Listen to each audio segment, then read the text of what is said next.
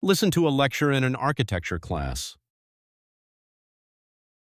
In architectural history, buildings are often evaluated primarily for their aesthetic qualities. However, architects must also respond to environmental constraints, especially in regions with extreme climates. One approach that illustrates this balance is passive cooling, a design strategy that reduces reliance on mechanical air conditioning by using natural airflow and thermal mass.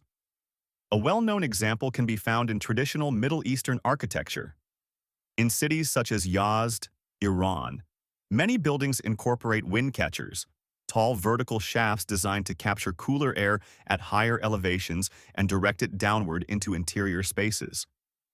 These structures can lower indoor temperatures by several degrees, even when outdoor temperatures exceed 40 degrees Celsius. Thermal mass plays a complementary role. Materials like stone or adobe absorb heat during the day and release it slowly at night, reducing temperature fluctuations. This principle has been adapted in modern architecture as well.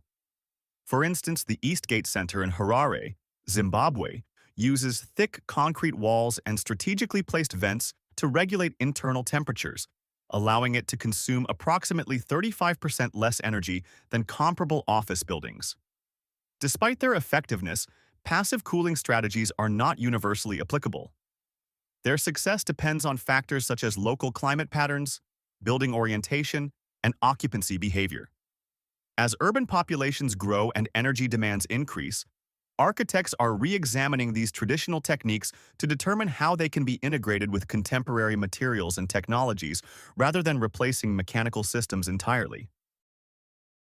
Now answer each question based on what you hear in the lecture.